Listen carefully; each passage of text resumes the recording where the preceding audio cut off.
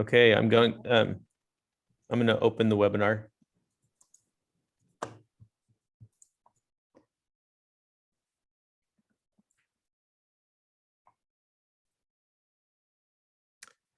Okay, I see some people starting to log in. So welcome to tonight's program. We're really excited about tonight's program entitled Space Camp. In a moment here, we're going to start a video, and we're going to show you some slides you'll see on the side here. But feel free to get your speakers adjusted properly and ask us any questions in the chat box or the Q&A box. We prefer the Q&A box for questions for the panelists. But in the chat box, you can let us know where you're from. We're interested in hearing why you're joining today's program, and let us know where you're from. So in the meantime, in a moment here, we'll start a video with a word from our sponsors.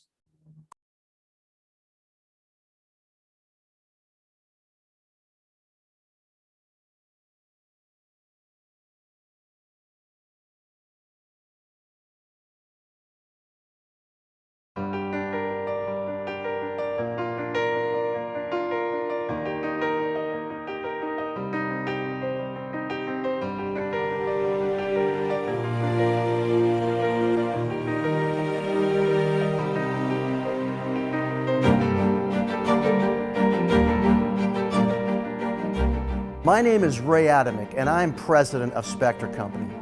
We are the largest company in the Western United States, specializing in historic construction, rehabilitation, preservation, and conservation. Over the past 30 years, Spectra Company has completed hundreds of award-winning projects and restored some of the most iconic, historical, architectural, and cultural landmarks in the Western United States.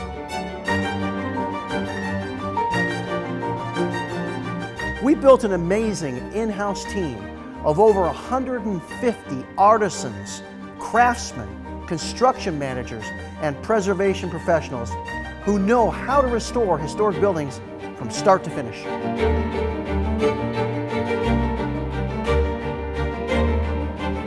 What makes us unique is that our comprehensive list of services enables us to handle all aspects of a project, from pre-construction all the way to post-construction, and everything in between, including ongoing maintenance. Our services range from preservation consulting to general contracting, building relocation, structural seismic retrofitting, historic materials restoration, conservation, and much, much more. At Spectra Company, we're motivated by three core principles: respect, restore, and revitalize. I am proud to lead the Spectra Company team. Our passion for history, honesty, and integrity, and an unparalleled performance go a long way to making us the #1 choice in historic construction.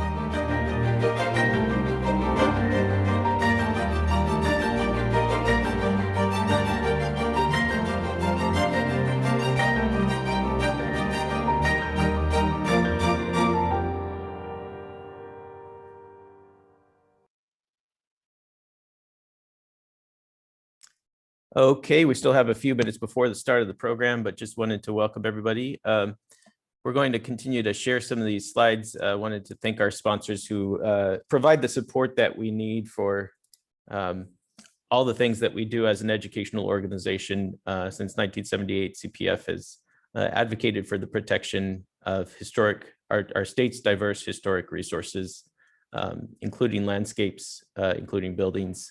And you'll notice on the slides that our call for entries is coming up soon. So if you have any thoughts of design projects or projects of any type that you think deserve an award, please do let us know, or check out the page californiapreservation.org/awards.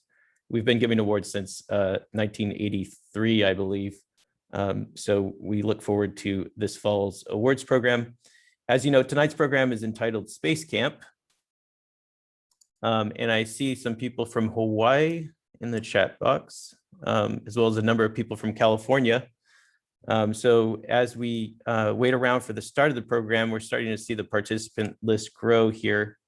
I just wanted to remind people that we're also going to be broadcasting on Facebook, which reminds me I have to start that right away. So if you have any technical issues, you can jump over to Facebook Live at California Preservation. I'm sorry, facebook.com/CA Preservation.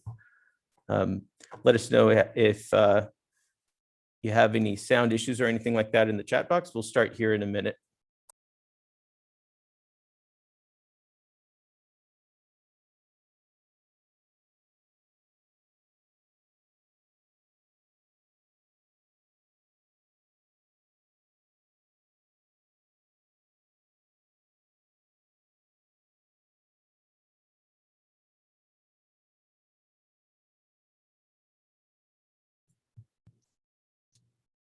Hello, it is time to start our program. Hey, John and Gretchen, there you are. So welcome everyone to our evening program. This is Space Camp. Hello, Sam. My name is Chris Madrid French. I'm Director of Development and Marketing. And to my left, I have John. Go ahead. I am John Haber. I'm the Field Services Director, which is a title that doesn't really mean much, but You're very important, John. It sounds really important, right? And Gretchen is a longtime supporter of CPF and also a volunteer on a number of our committees. So it's great to have her be our co-producer for this series of programs for the next 3 days. This program, just kind of give you the background on this. I guess I'm the person to sort of tell you about the genesis of why we wanted to do something like this is we wanted to do a fun evening program that sort of dug into a really interesting past with a layered history. Santa Susana Rocket Laboratory certainly has a very layered history. And the longest history it has had is its history as a traditional cultural property, a very tribal territory with importance to a number of tribes. And Sam is tonight is going to speak to a bit of the history of the site in that realm and sort of acknowledge the groups that have traditional ownership of that land. So Sam, welcome to the program tonight. Thank you very much, John. Good evening. I'm Sam Cohen. I'm the Government Affairs and Legal Officer for the Santa Ynez Band of Chumash Indians. I'm speaking to you from the Santa Ynez Indian Reservation located in Santa Barbara County, California. The reservation is just under 2,500 acres and is located within the Aboriginal territory of the Chumash people, which starts from Paso Robles and goes south along the coast all the way to Malibu, and then inland all the way to Bakersfield, and includes the entirety of the Santa Susana Field Laboratory in Ventura County. Santa Susana Field Laboratory was a religious crossroads for 3 California tribes, the Chumash, the Fernandeño Tataviam, and the Gabrielino, Tongva, and Keats nations. I welcome you from the territory of the Chumash. Thank you, Sam. I really appreciate that. So we will hear more from Sam in a few minutes. I wanted to just go over a couple of details about our program tonight. And there goes Gretchen. Sam, we'll have you back in just a little bit. And yes, so you can go ahead and go and post in the chat. Like John has mentioned, we've seen a couple of people already posting where you're from. We do encourage you to chat the entire time that we're having our session, because you can see your friends there. And we also will share links, right, John? We'll share links and other things that you want to find out about. I see people are posting in there. Also, we have the Q&A box. So we will have, this program's gonna be a little different. So first we'll have Sam back in a minute and he'll have a separate Q&A.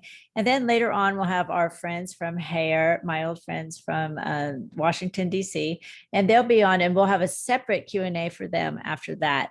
So if you have questions you wanna ask, go ahead and post those in anytime you want. So what I'd like to do is invite Ben to come on. Ben, are you there? Hey, so Ben, could you just introduce yourself real quick and say what your experience is in terms of our space camp theme? Sure. Well, thank you very much for having me, and hello, everyone, even those of you in Honolulu. My name is Benjamin Dicko, and I am the President and Executive Director of the Columbia Memorial Space Center, we're a space museum and hands-on science learning center located in Downey, California, on the former NASA facility where all the Apollo space capsules and all the space shuttles were designed and built. So, and also just regarding space camp, I went to space camp in high school, so I like the theme. But like I said, we're a space museum and hands-on science learning center. We have a pretty extensive collection of artifacts from, you know, the space program that really date.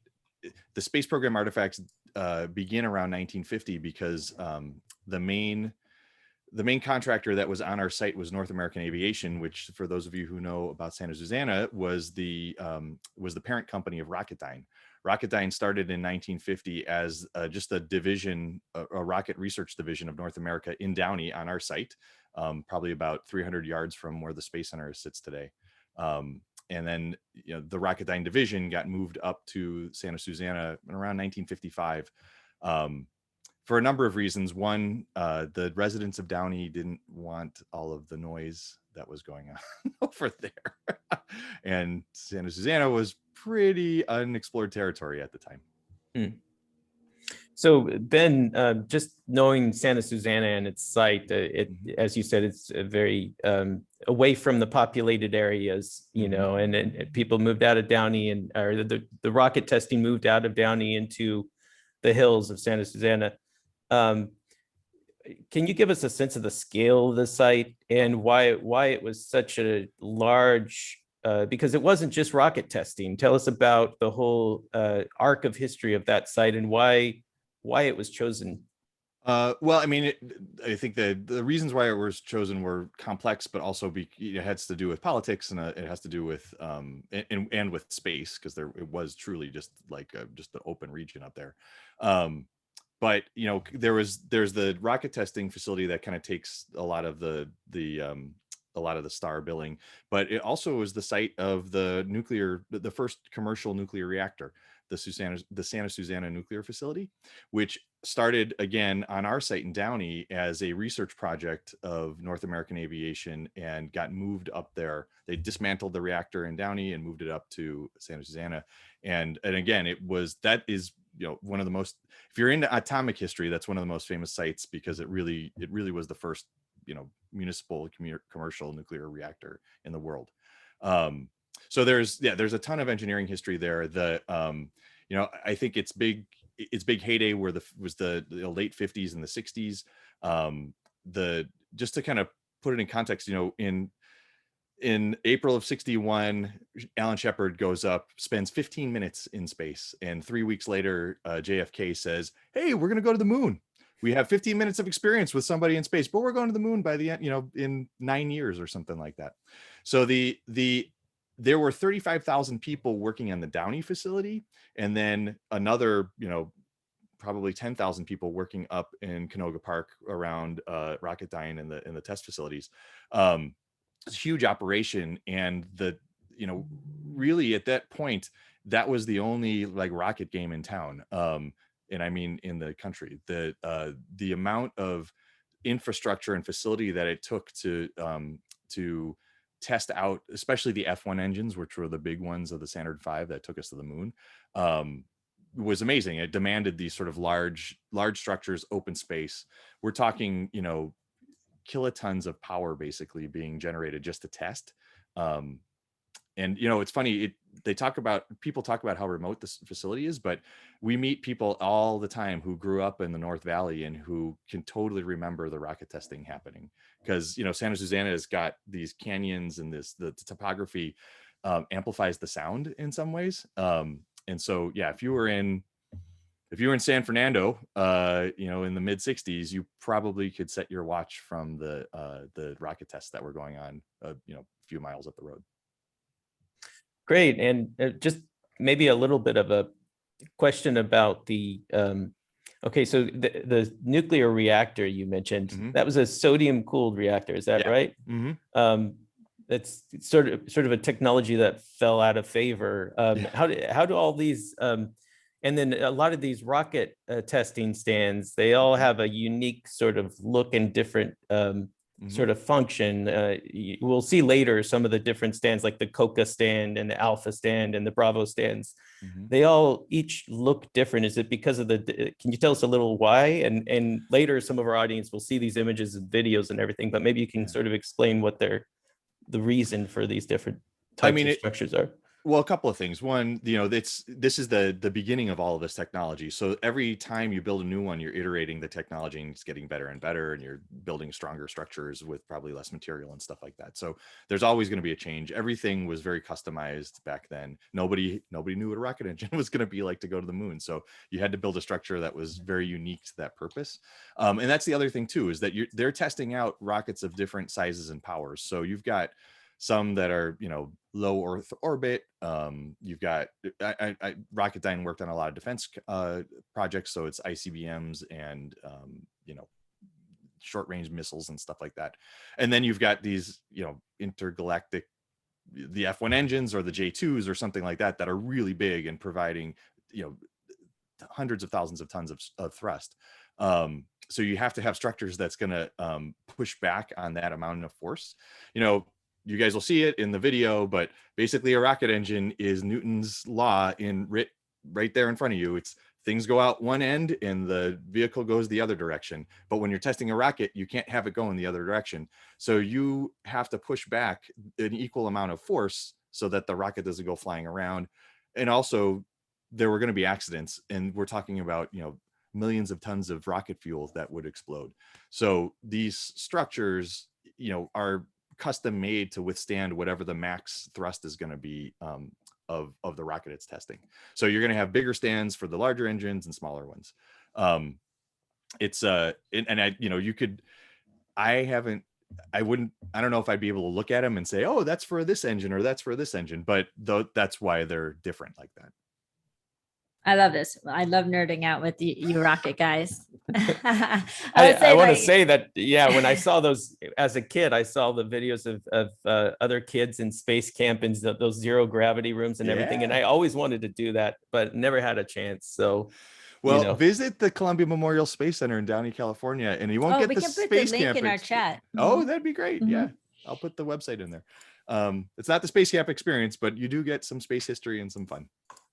Great. Well, thanks for your time. Ben. Thanks, Ben. I want to mention that if I walk out of my house in Orlando and I look to the east, I can see the rockets launching, and we had it's actually a perfect rocket launch pad. I can see it. So it's about 60 miles away, but it feels like it's real close.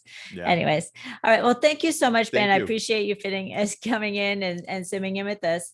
And Absolutely. We have posted, Gretchen has posted the link to your place, columbiaspacescience.org, in our chat. And I really appreciate it, Ben. Absolutely. Thank you very much, everyone. Nice to see you. All right. Thank you.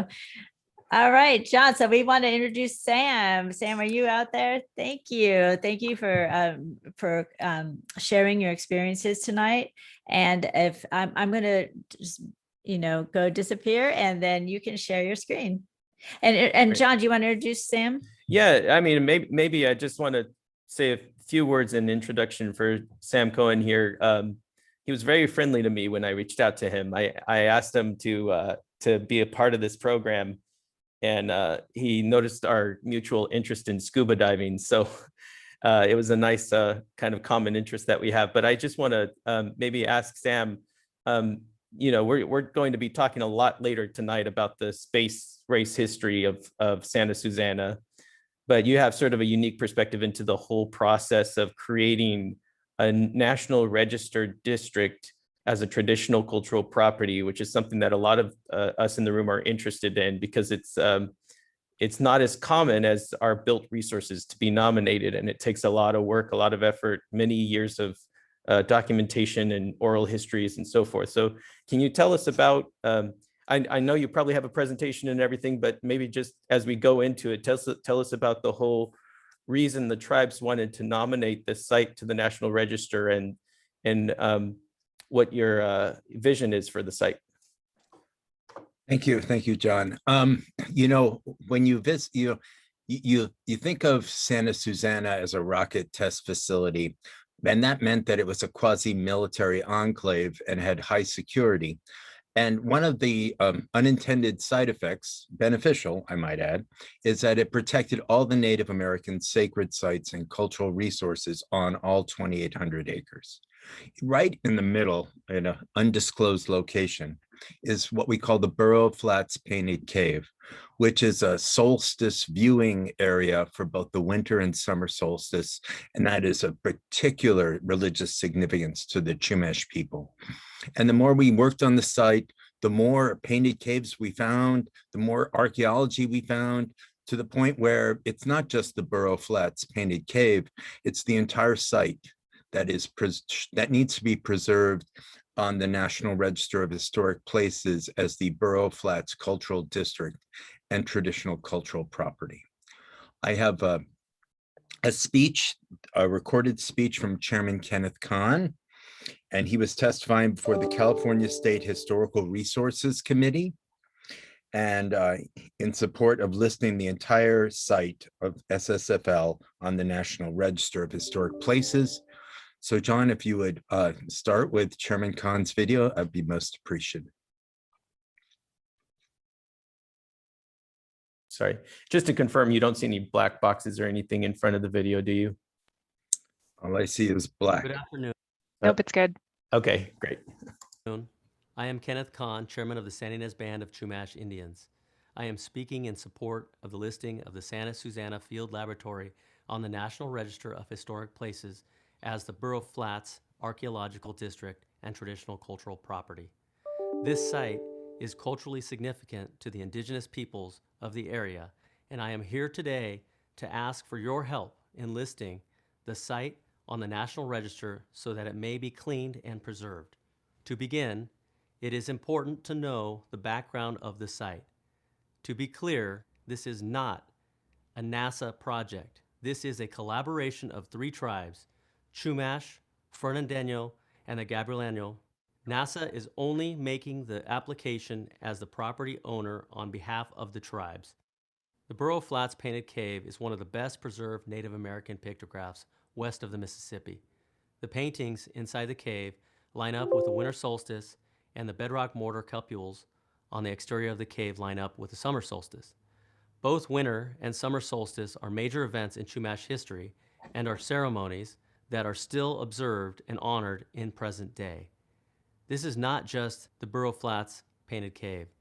Our tribe analyzes cultural resources and sacred sites, and history tells us that historic sites like Burro Flats Painted Cave are never found in isolation.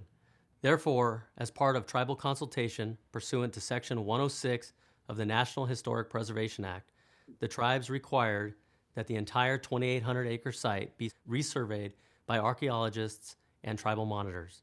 The resurvey of the site uncovered over 10 caves with pictographs and markings, and over 100 cultural sites.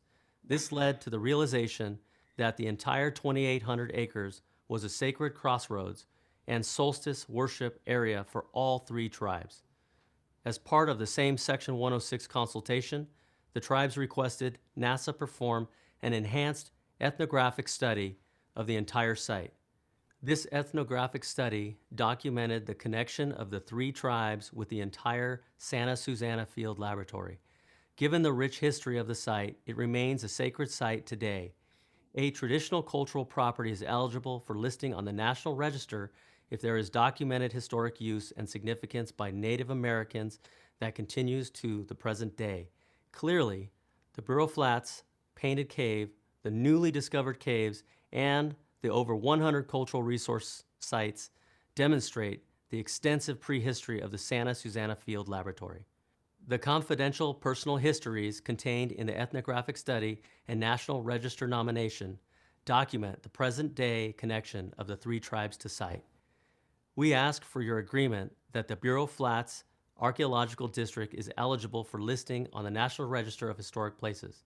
Myself or Sam Cohen, our Government Affairs and Legal Officer, are available to answer any questions that you may have. Thank you for helping to protect our sacred sites.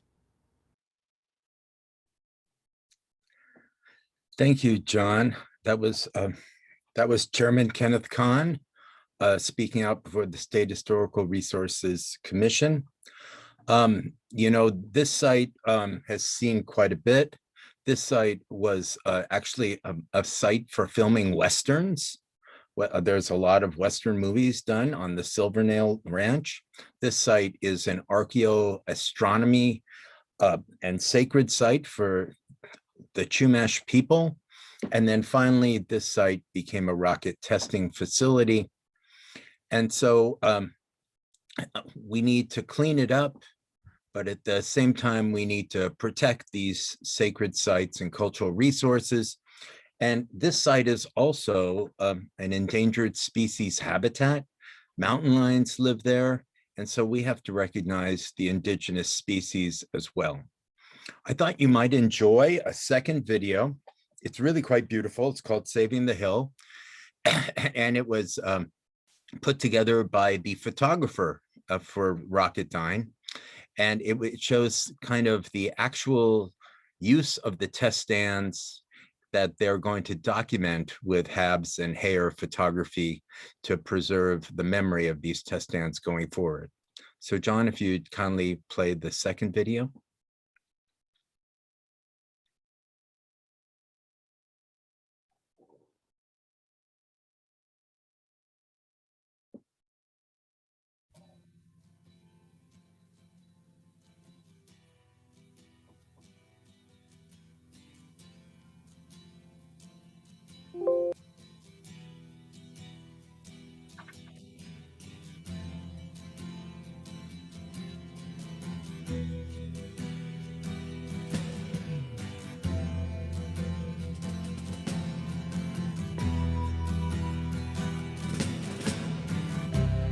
Ground control to Major Tom. Ground control to Major Tom. Take your protein pills and put your helmet on. 10. Ground control to Major Tom. 8, 7, 6. Commencing countdown, engines on. 3, 2. Check ignition and may God's love be with you.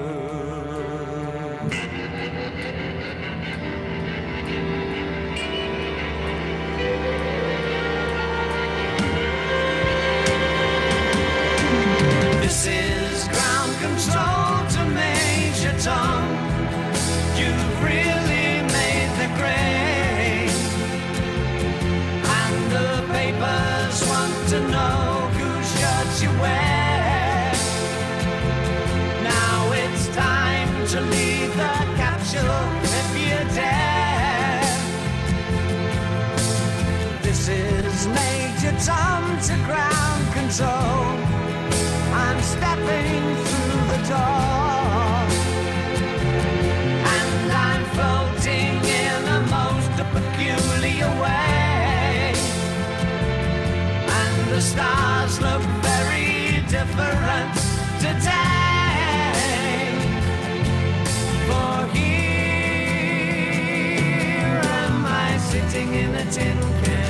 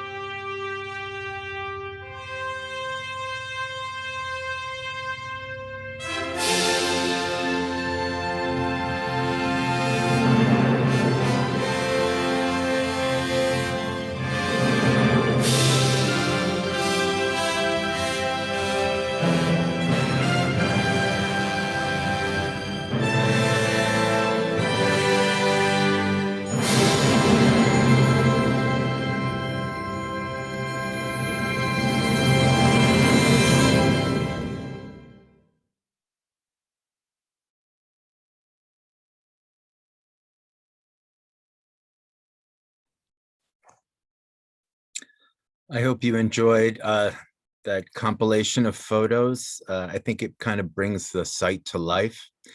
And it also had some of the Chumash sacred site photos, which I'm always a little uncomfortable showing, so I'm glad they were included.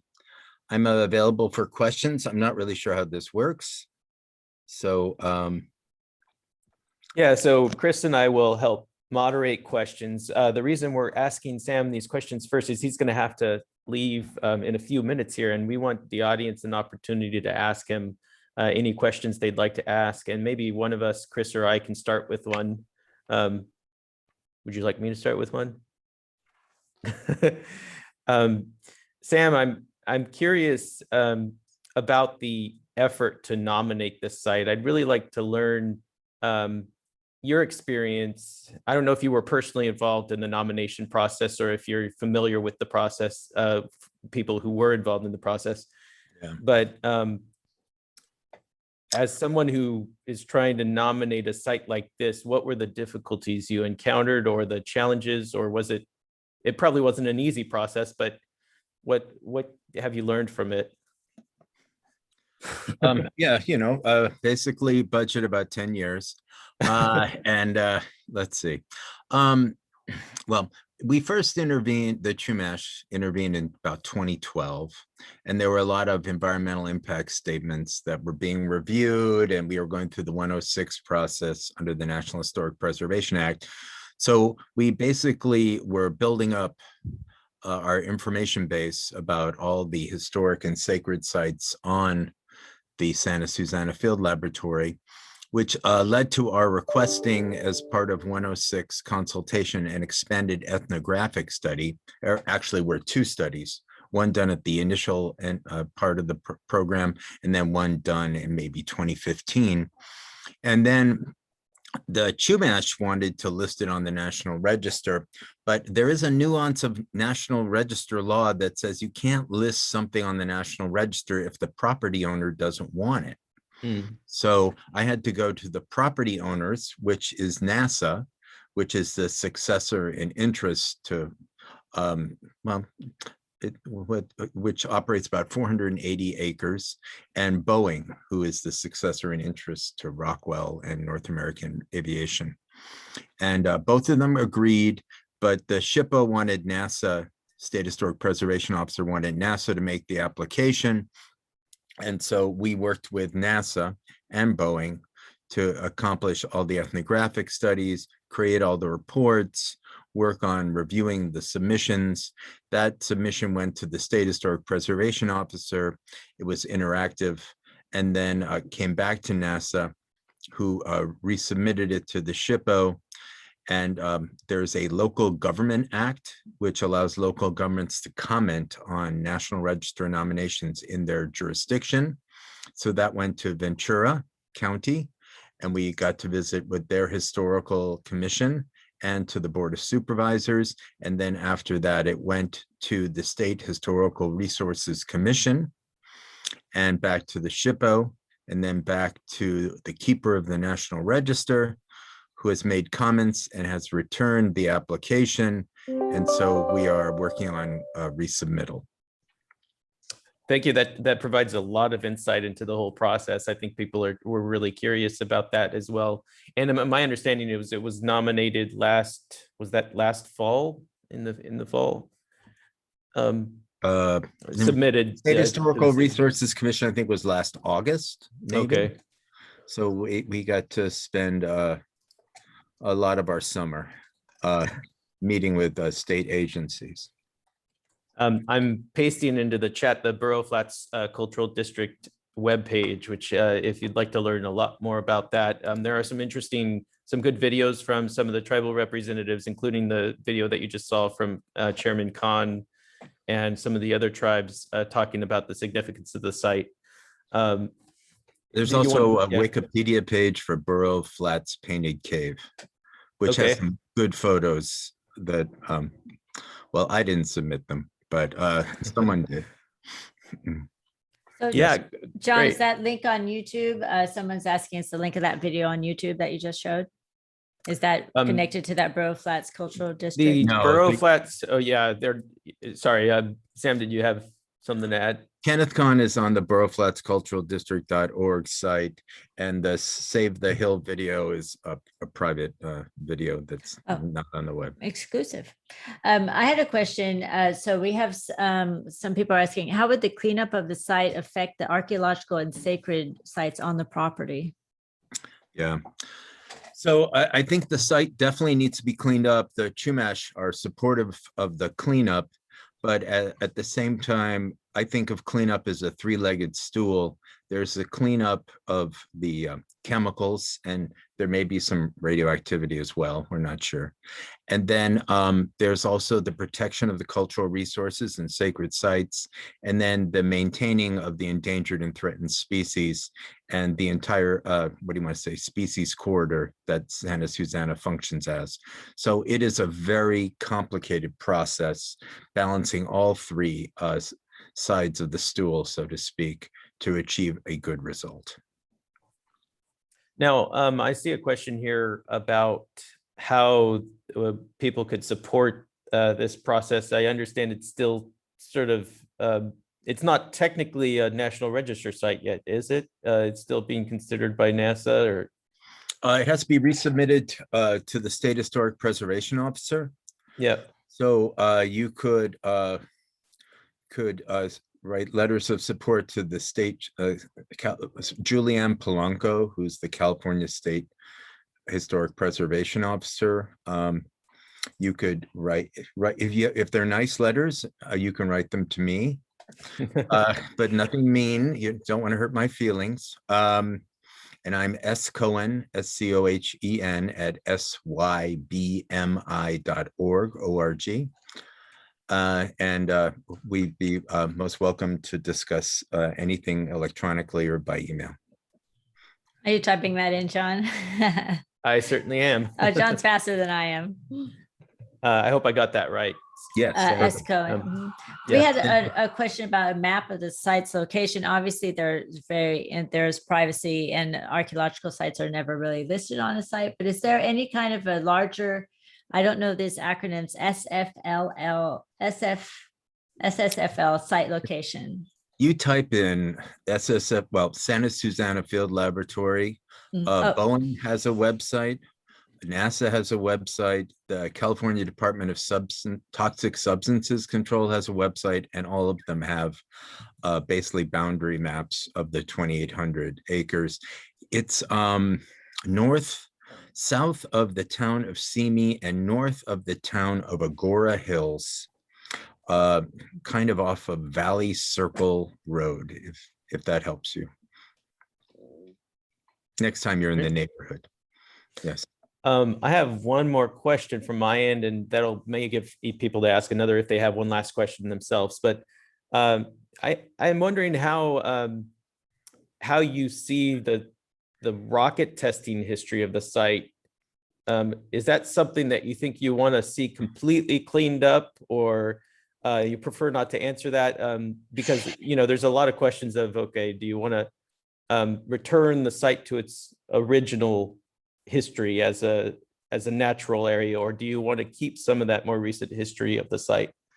Do you think that's something you can answer? We are conflicted. You have to see these test stands. There are, especially like Coca, the largest of the group. that did some of the space shuttle engines. That is just huge. I mean, impressive. All right. And then there's Bravo and then Alpha. They did some of the smaller rockets like Mercury. And so NASA is trying to keep at least one test stand, probably Alpha or Bravo, and is scheduled COCA for demolition. So that's why the HABS-HAER process becomes really important. Mm-hmm. I wanted to ask you on a related note, how do you see the new Secretary of Interior sort of shepherding efforts in tribal designations going forward? I think it's nice having a Native American in that post, the first Native American. Do you think that'll help designate more of these sites, and sort of move some of these nominations forward? We are hopeful. She was an excellent congresswoman, and before that, she was a tribal administrator, and she's a tribal member from New Mexico. So, I think her heart is in just the right place. And still, these are difficult, long processes. So I think her immediate help will be like Bear's Ears, which she'll reverse some of the attempts to disestablish that monument. And then hopefully that will be a kind of give support indirectly to Santa Susana Field Laboratory.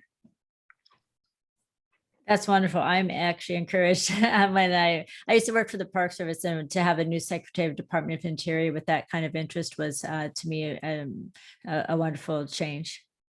So Sam, I want to thank you very much for bringing these issues to our audience tonight. I know people appreciate, especially the videos in the chat window. People are talking about that, and your expertise is really invaluable. So thank you very much. Thank you, Sam. Thank you all. Have a great evening. Okay, thanks.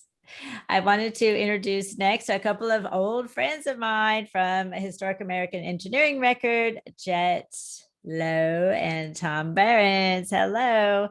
So Sam had mentioned a little bit about hair, and I'll let John talk about that. But I just want to introduce real quick, Tom and Jet. We all worked together in the 1990s and early 90s at I think I was still on L Street, actually, right, Jet? In the super, super old days. It was one of my first jobs. I was working for the Historic American Building Survey, Historic American Engineering Record. And I want to welcome Tom and Jet. Thank you for joining us tonight. Well, thank you for inviting us to participate. Yeah, thank you very much. This is a lot of fun so far. Yeah, we're really excited. So, John, do you want to sort of like segue us into the idea of the NASA history and the space history, rocket nerds? Yeah, so following on this theme of Space Camp, we're now going to look at some documentation efforts of these really important structures. And as Sam mentioned, knowing that these structures might be potentially demolished, one of the steps that is often taken, as we all know as preservationists, is to do a full hair documentation. But this one was very different, I believe, than most hair documentation efforts. And I think our two panelists here can tell you all about that process. And I'm excited to see what sort of tools they used, how they achieved their efforts. It's a massive site, and you'll see that in some of these images. So I'm not sure the order of presentations. I think Tom was going to go first, then Jet. Yeah, well, let me ask Tom real quick. Tom, why don't you tell us exactly what you do for hair? Yeah. Well, I've been with hair for about 27 years. It's kind of hard to believe, but I am an architect, but by education, but pretty much an engineering nerd by vocation. So I am an architect for the engineering record, and I'm also a project leader and project developer and team lead. And sometimes I take out the trash. Exactly. And then Jet, why don't you tell us what you do for hair? Well, or did for hair? Yeah, I had the honor of working for hair from 1978 to 2013, 35 years.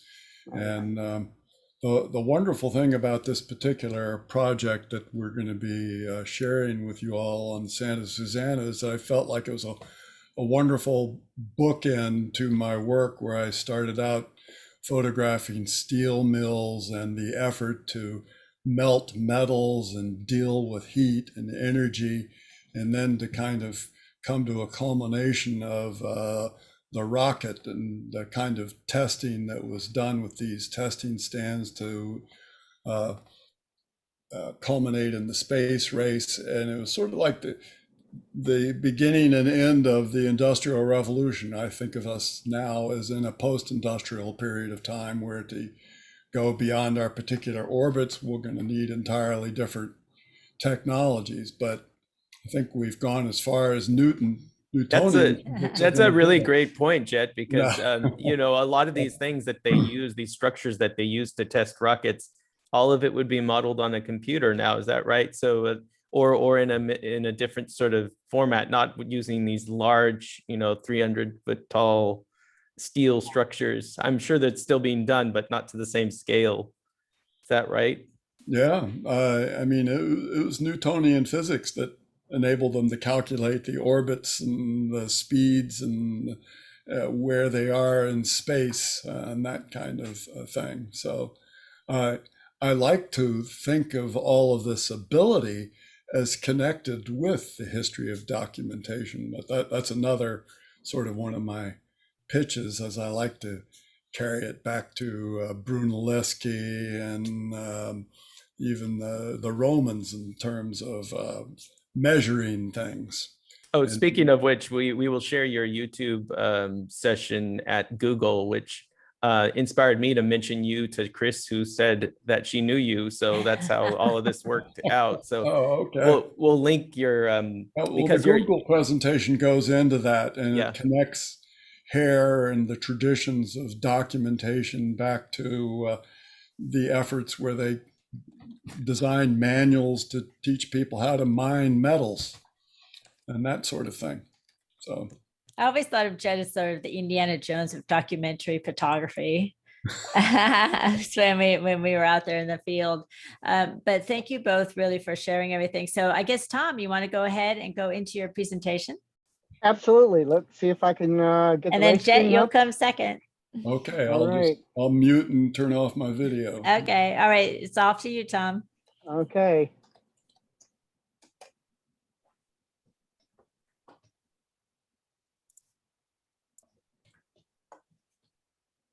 Okay, well, thank you, Chris, and thank you, John, for inviting me to present at the conference. As long as my screen is up and running and everyone can hear me okay, right? Yep, looks good. There's a gray box on Excellent. there's a gray box on the bottom, Tom. I don't know if you're able to move that. It's probably the Zoom panel. Like a Zoom box. Mhm. Yeah. Okay. Am I full screen on everybody or do I need to fix anything? You're full screen. Okay, cool. Alrighty. Well, then I'm going to jump right in. Yep, great. 20 seconds, siren completed. Okay, test on All right. four. I'm not hearing sound. Oh, we hear it. We hear it. Okay. Okay. You have the missile prep complete. Okay. Here at the Rocketdyne Propulsion Laboratory, in a blast-scarred valley of the Santa Susana Mountains, parts of the engine which will power Americans on their first voyage to the moon are about to be test-fired. Ignition start.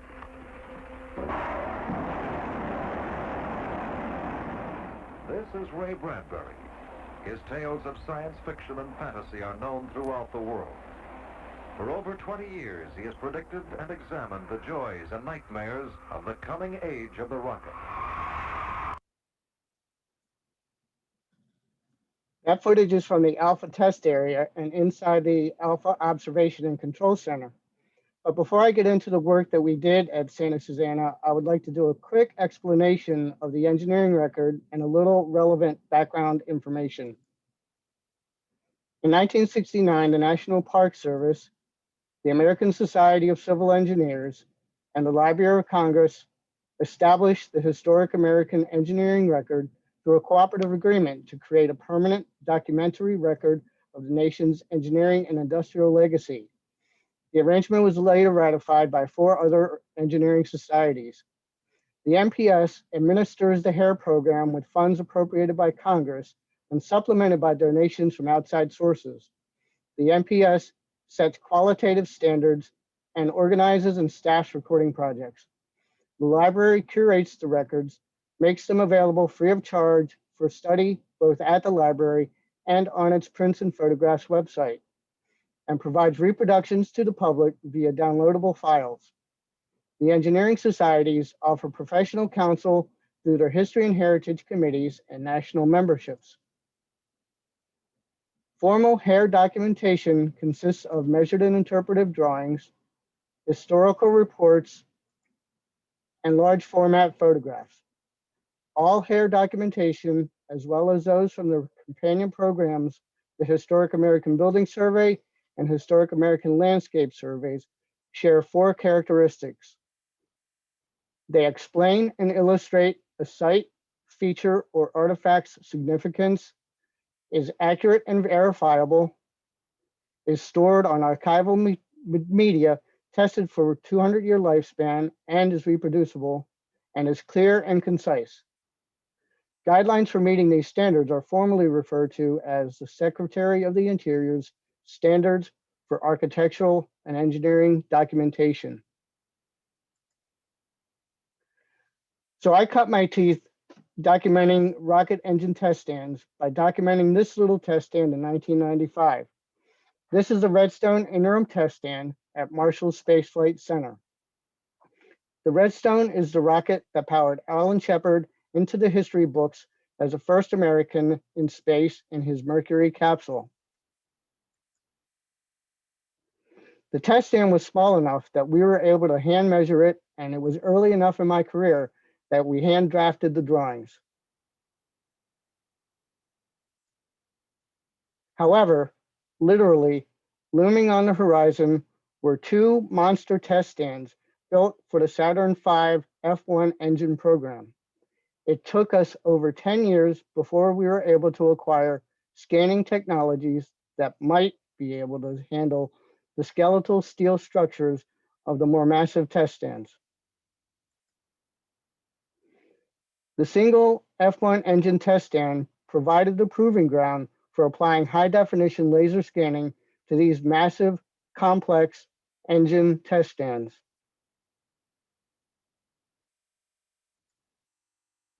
To emphasize the scale of this structure, this is a team photo as we posed on the edge of the flame deflector of the F1 engine test stand.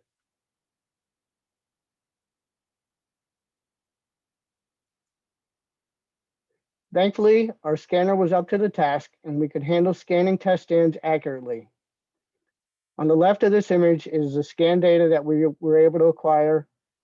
In the center is a large format photograph, and on the right side of the image is line drawings that we were able to derive from the scan data.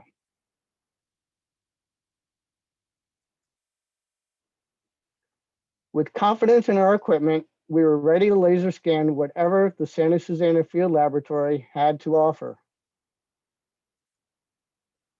which was 3 test areas with several extant test stands, the Alpha, Bravo, and Coca areas. It also offered wide expanses and rugged terrain, but we had our laser scanner and we were ready to go.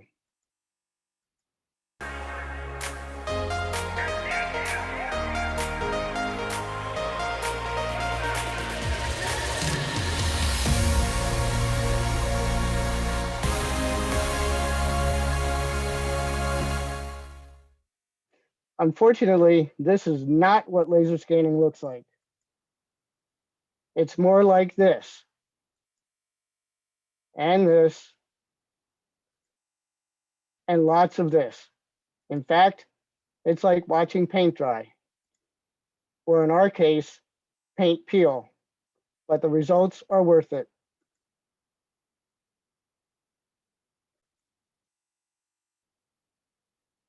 This fly-through video has all the scan data combined, showing the whole Coca test area point cloud with photographic colors mapped to the scans. The video takes us past the Coca Observation and Control Center. Notice that only 2 exterior walls were scanned. It continues up the natural valley, and past the test stands. This clearly illustrates how they took advantage of the terrain by hanging the test stands off the rim and sides of the valley walls, directing the flame deflector down the valley to divert the flame, heat, thrust, acoustic energy, steam, and water away from the test stands and down the natural trench. You may also notice that the point clouds are somewhat transparent and only the surfaces that the scanner could see were recorded. Also, that the point clouds from a distance look solid, but as the points come to the foreground, they dissipate and become much more ephemeral. As we swing up to the top side of the test stand, the overall height of the test stand is nearly cut in half. There is no indication of the lower section and how far down into the valley wall it extends. We have found that we could deliver these types of fly-throughs to our clients early in the process for public consumption.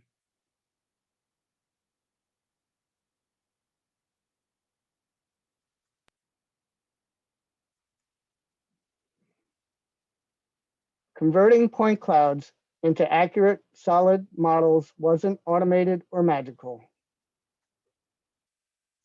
Models were created by using robust computer hardware that can handle processing massive amounts of graphic data, adding in a lot of blood, sweat, and tears, and drudgery, and meticulous repetition, slicing and dicing data into manageable bits, creating and extruding solid forms over and over, hundreds of times. Beams, pipes, railings, tanks, and whatever else was needed to create a faithful digital model of the test stands.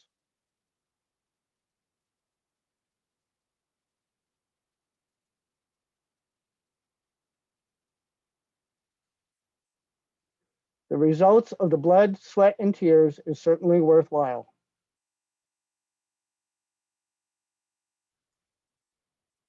One of the advantages of creating solid models is the ability to produce interpretive animations such as this. And I will let this run without comment.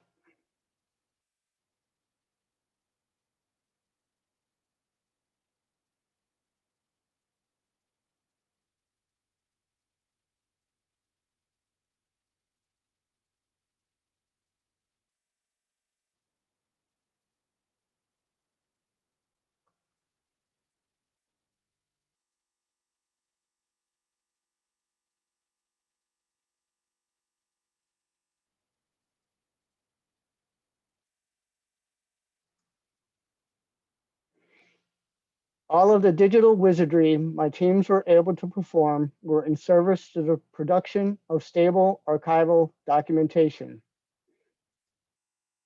The creation and dissemination of digital media is fast and convenient, but the fact remains that digital data cannot survive unattended. Maintaining access to digital content for 100 years or longer will require professionally managed storage systems and procedures with a significant and ongoing expense. Currently, there is no economically stable means to maintain long-term storage and access to digital materials. On the other hand, the storage of physical media has been demonstrated to be relatively low maintenance, economically sustainable, and the creation of physically stable archival master copies is a key to long-term preservation.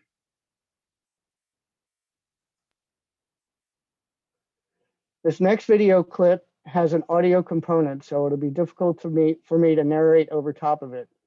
The clip focuses on the Bravo test area, but it's a good summary of the work we had done and the products that we created.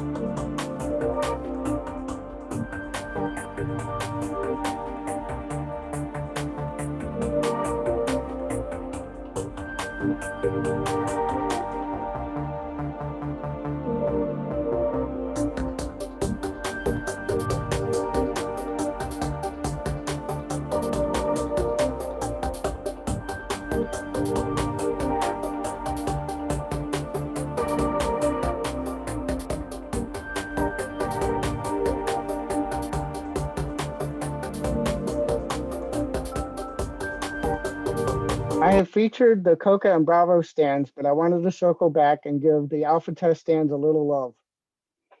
We started the documentation of Santa Susana by scanning this test area because the test stands are small-ish and I felt were more manageable. This enabled us to get a strong foothold to push our personal and technical capabilities into the rich digital content we were able to create for the whole site.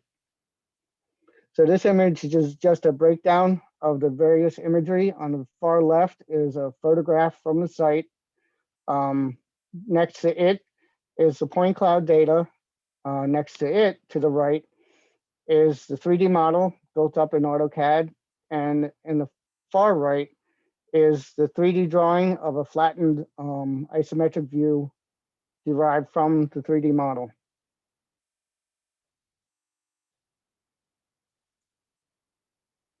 One thing that is difficult to convey in our digital content is a sense of scale. My colleagues in the photo on the left look tiny compared to the test stand, even though they're in the foreground. Also, there are people in the photo on the right. If you look at the bottom left of center, you'll see them. They're right over here.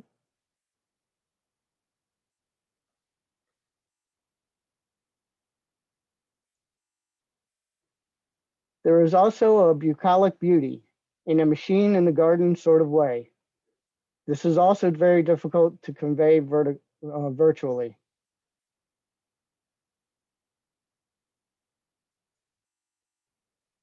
I would be remiss if I did not mention the team members who deserve all the credit. Ryan, John, Dana, Daniel, Jeremy, Jason, Alex, and Annie. Everyone's vision, creativity, and dogged determination is what made our Santa Susana project into what it had become. There is also Jet Lowe, our now retired staff photographer who shot and developed the gorgeous large format photographs of the test stands and the surrounding areas. He will share some of those with you shortly. And there's also Floyd. We never met Floyd, but Floyd could lay down an awesome weld. So much so that he signed his work and inadvertently created a human connection to the test stand's history, which serves as a reminder that groups of individual men and women built the space program. With that, all I have left is for me to say thank you and to leave you with a list of links to follow up with.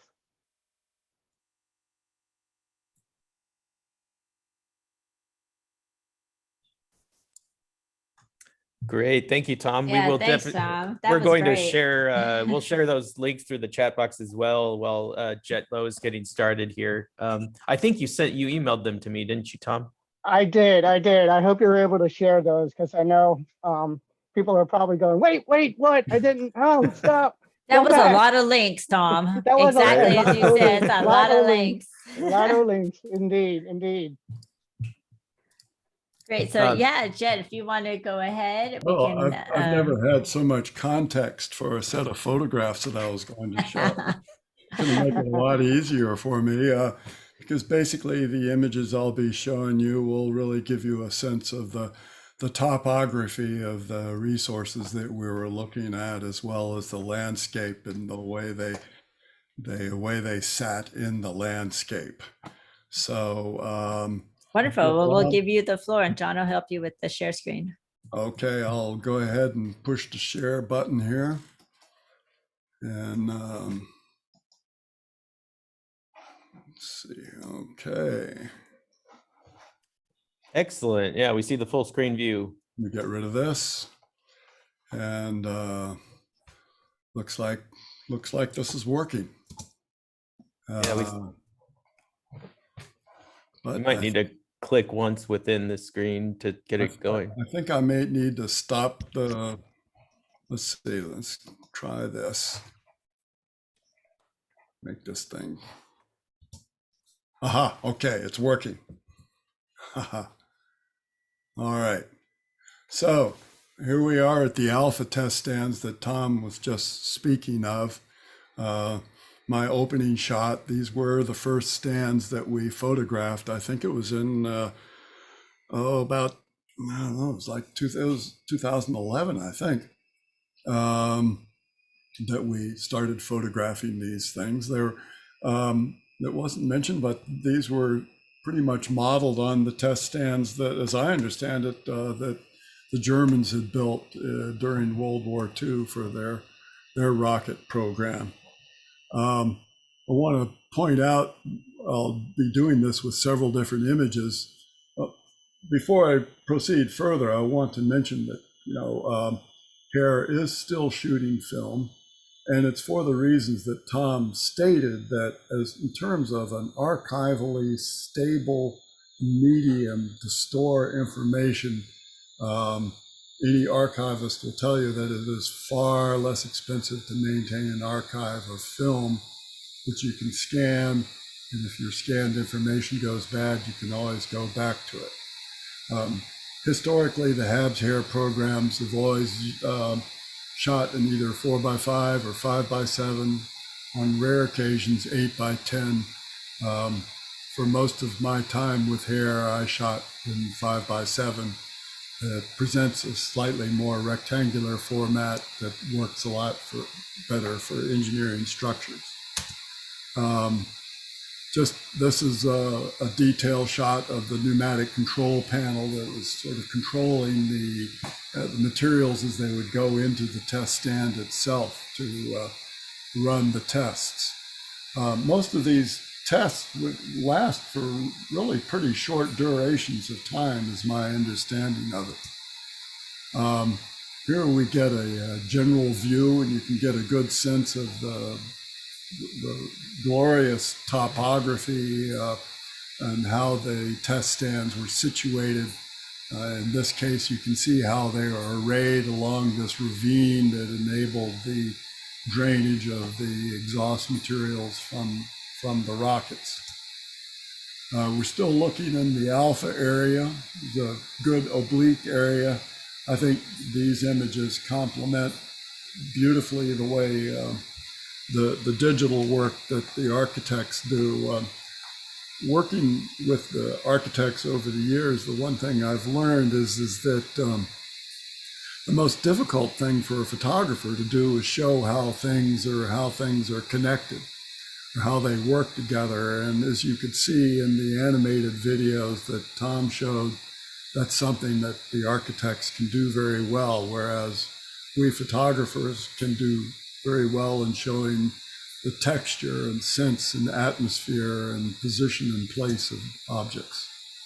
Here we are getting into the more granular detail of all of the devices, sensors, pipelines, and everything that goes into the testing. You can see there the what they always call this the article, the place where the test piece is. They always call it the article, which I find a rather interesting word to use. So we're still basically, this series will show you a number of test stands, but give you a sense of how one test stand might work through and the different things that can be tested. Here's one of the pillboxes that would be used for observing, looking back towards the alpha test area. And what we were trying to illustrate in this picture is how the topography worked very much in favor. We're up on top of one of the alpha test stands looking up to the ridge, and you can see up here at the top of the ridge these water tanks that would supply the water down to cool the exhaust plume. That's a lot of what you're seeing when you see these rocket tests, is all that steam that's happening to keep everything from just burning up when they run the tests. Now we're moving over to the Bravo test area, looking up from up on the ridge, up near where the water tanks are, looking down under the Bravo test area. It was probably the area that I got to experience the most rigorously. We were, at the time I was on the project, we were unable to really get down into the Cocoa area, which I'll be showing you soon. Here's a looking sort of northwest, as I understand it. Directionality is a little difficult because of the tortuousness of the terrain. But here we are again looking into the Bravo area. You can see the blockhouse down here in the foreground and the testing facility there in the middle ground. One interesting thing about the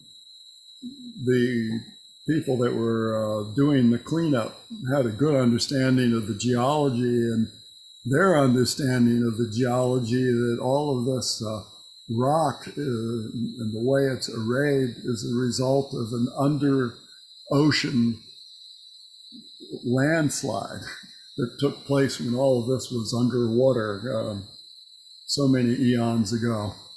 I always found that an intriguing little data bit. Here we are looking from the stream bed and the exhaust ports. You get a good sense of how these stands are adapted to many different uses. It looks to here like the latest testing was with no doubt smaller rocket engines, whereas the original design was for the larger moon rocket and space shuttle engines, as you can see.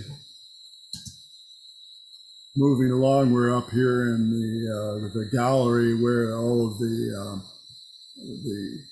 different liquid nitrogens and the highly volatile materials for supplying the rockets are stored. Another view of the same Bravo test stand. Another view of these, notice the way they are marked, that they're empty as they're slowly, I think this area was pretty much deactivated by the time we were looking at it. I hope my screen isn't blinking too much for you all. Maybe because of the just the load of JPEGs and stuff, it seems to be struggling a little bit. It's okay, Jed. It's blinking a little bit. Do you have cicadas out there, Jed? Oh yeah, they're in full force. Maybe that's getting amplified. Yeah, in the chat, people are saying like, "What is that noise?" I think it's the cicadas. Yeah, so it must be quite the moment. And, Jed, if you could explain to us, how do you capture some of these? I know that you kind of go to some extreme lengths to get these in terms of the equipment you use. So Well, if you could, the explain some of equipment those was things. all large format. In this particular instance, almost all of the shooting was done using natural daylight. There are some detail shots that will be seen where there's probably using some flash fill to get detail. This image here is just a detail of a larger image, which I'll show you later on. The slides got slightly misordered here. Again, here we're up on the second level of one of the test stands looking to the first, this is Bravo test stand area, those wonderful stacks. Now we're down on the ground level. You can see the RP1, which is rocket propellant. Notice it's inactive and drained. We're looking into that test stand area. Now we're going to sort of walk into it a little bit. Here is where you would mount the test article. And then as we go up above, you can see areas where I think the test article would be below this area here. Although that's it actually there, where you can see. Because there's all kinds of materials must be pumping when this thing is about ready to fire off. You'll notice around arrayed showers and eye baths for emergency use to clear really nasty materials off of you should you get exposed. Here we are up one level above the previous photograph. And this is basically a tension measure or a device for measuring the forces that the article that they are testing is putting forth. And here is another one of those tested. Here is a more full-blown shower if you have an emergency that you need to get to. Now, here is one of the test stands where they are actually mounting the test article horizontally for either smaller rocket engines or for other purposes. Notice here, we'll do a detail in a detail of the shot. Here's a detail taken. Again, this is another one of the justifications for the large format photographs is that you can go into very small parts of the image and get really good details. This is just the camera housing for probably a moving camera to shoot very high speed films of rocket testing. And here's another view of that horizontal testing stand. Oh, just back here, I just noticed this, but that's got to be the camera housing there, in that view right there, to be pointing out towards the test area. And the detail that I showed you was taken from this overall image of the test stand. And there's another detail of it. Lots of water. I'm not sure exactly whether the deionized water was used for cooling or whether they actually needed this kind of quality water for cooling the exhaust areas or not. Tom could maybe address that issue, but deionized if you water. Don't mind, yeah, if you don't mind, I could jump in real quick. Yeah. That the weight and mass of water was close enough to RP1 that they were actually testing the turbo pumps for the rocket engines, not the rocket engines themselves. So they would just use deionized water as kind of just a safe option to run through the turbo pumps as a placeholder for the RP1. Oh, okay. Because it wouldn't react, it would be totally non-reactive, no metals in it or anything like that. Exactly. Yeah. Yep. Here's another, this is, I found this interesting in that this is basically a detail of or the exterior detail of a small turbine that's basically helping the test pit stand operate. It's helping to pump material. I don't know whether it was the deionized water or not, but I found it intriguing that it was a Pelton. They called it a Pelton actuator, and Pelton wheels have a real California history with in the 19th century with the high head hydroelectric generation. So those particular kinds of turbines that were pushed by water in this case were being used to push other materials around. Maybe it was the ionized water, I don't know. And then this is another detail taken out of that same shot 2 shots ago. These test stands are very pragmatically assembled, but the quality of the materials is pretty amazing. Just to make an expansion joint like this perform under the circumstances that it has to perform, the materials really have to be one off. There's just the crazy array of pumping and plumbing to make all of this work. But it's amazing to think, but what we're looking at, this is what got our guys to the moon. It was the testing and testing and testing of the smallest and largest pieces of equipment that would eventually all have to work together in a coordinated way. That's just fascinating to me. Now, this is a test bed for, I think, like a turbine or something like that. I don't believe it was a test bed for a rocket engine or anything. Is that true, Tom? You remember this area? Yep, spot on, Jet. Okay.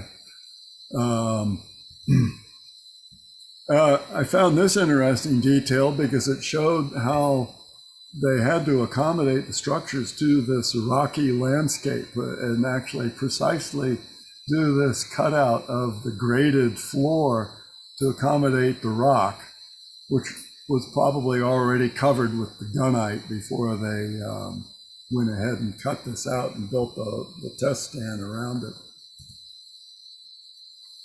Here's the blockhouse, putting the blockhouse in context of all of the controls and everything that make this thing operate are all connected via underground tunnel. All the sensors are all connected to materials and things in this blockhouse.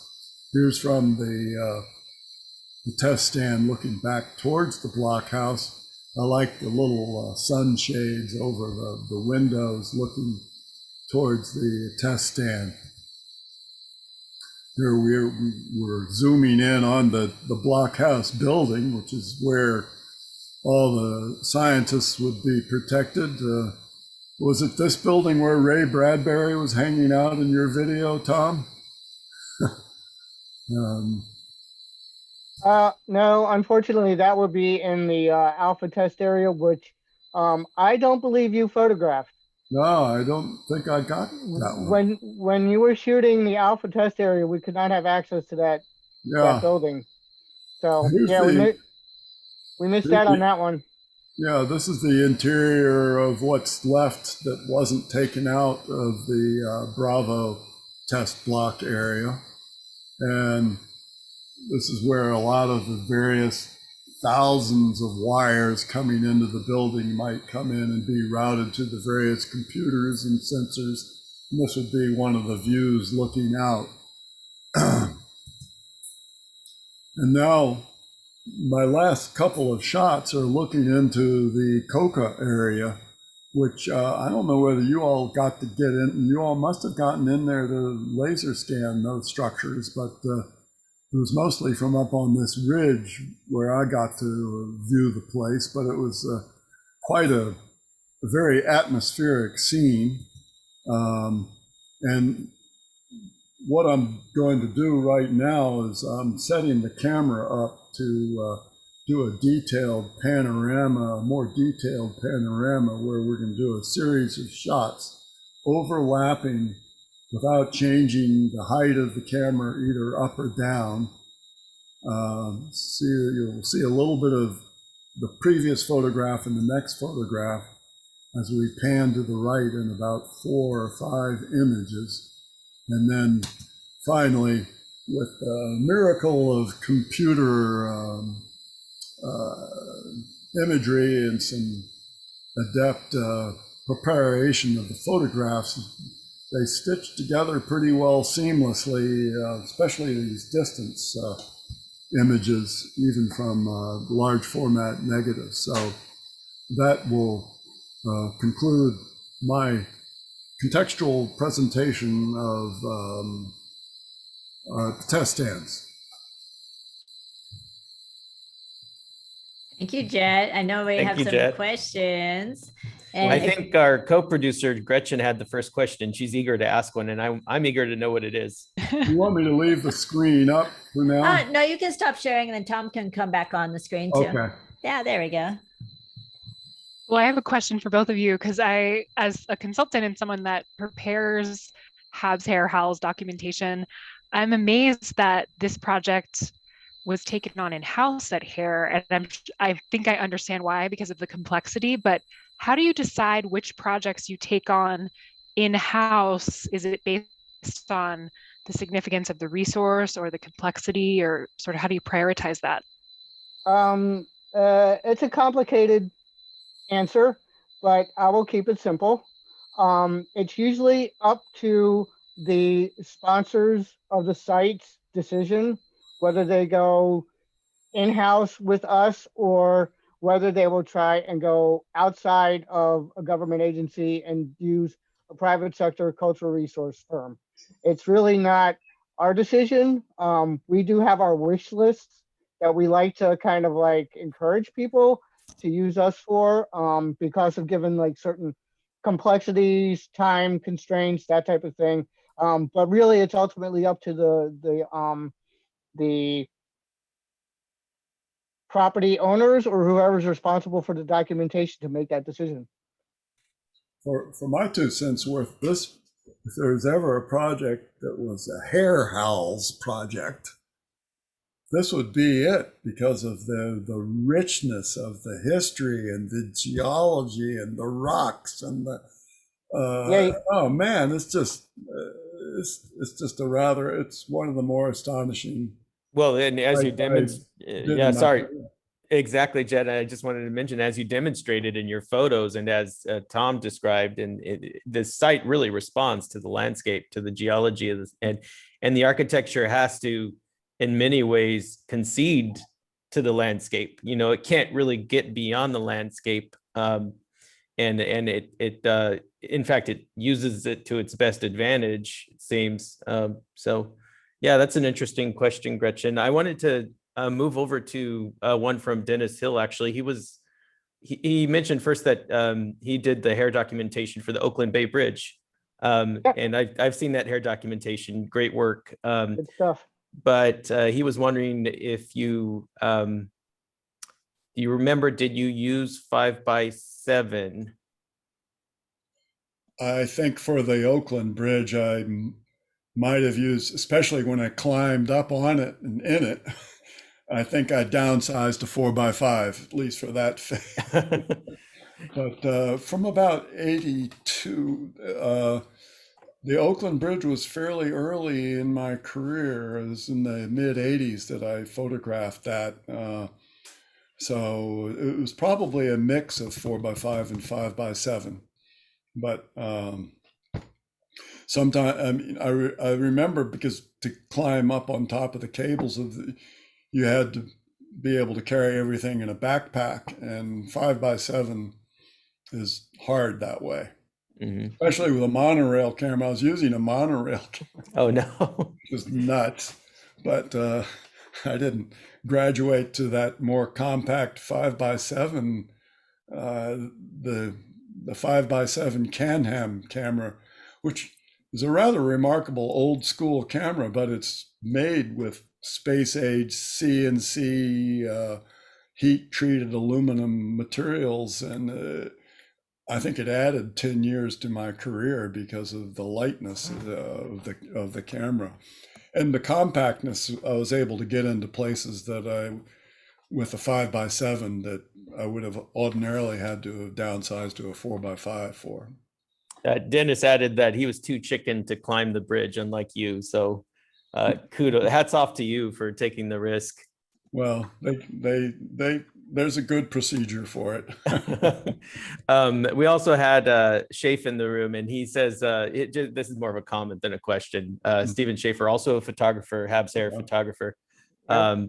He said, it looks like plumbers and electricians got us to the moon with pipes and red buttons. So do our other producers here have any questions? Yeah, Yes. Shape also, oh, sorry, Gretchen, but Shape Oh, it's okay. also I was going said, to do the same. Yeah, why didn't you have access to all the site in 2013? He was asking. Shape was saying, I'm assuming about Santa Susana. I guess there's a comment that you didn't have access to all the site.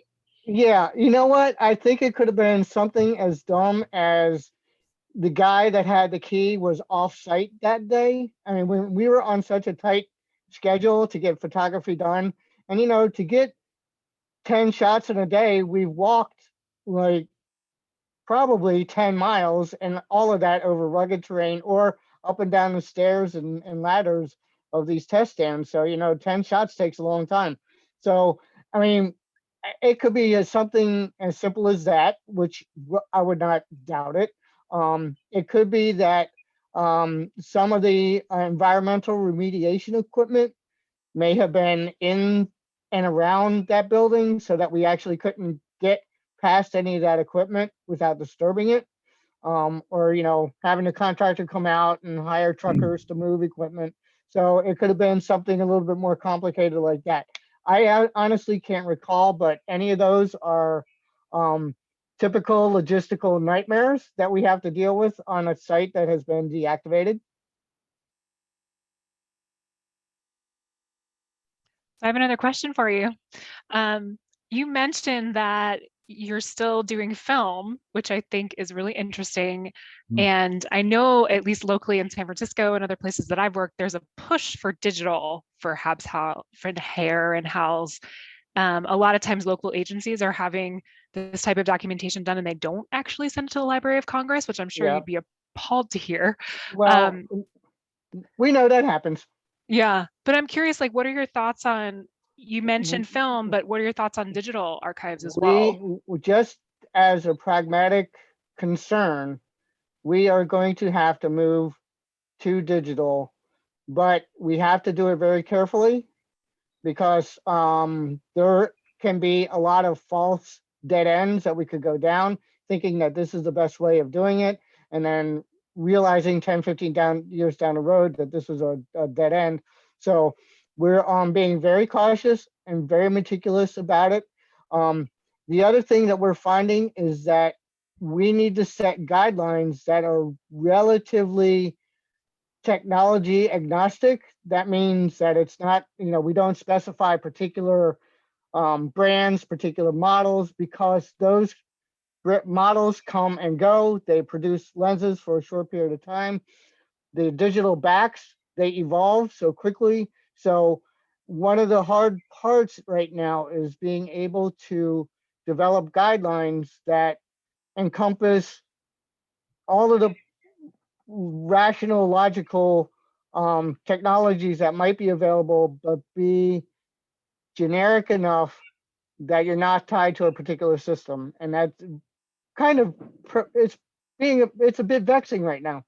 I think you've just heard why my successor, Jared Ortiz, does not get any sleep at nights. Yes. he is very, very unhappy at the moment because he's the one that is wrestling with, I mean, we all are, but he's the spearhead of this right now, and he is really, really wrestling with it.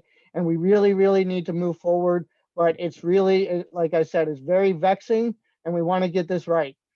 One thing that's happening that's keeping film alive is, not very many commercial photographers shoot film, but the fine arts and the art photographers are keeping film alive, and it's still not even really difficult for me to get 5x7 film, and also there's just in terms of large format, there's just so many more lenses and ways that you can capture these things.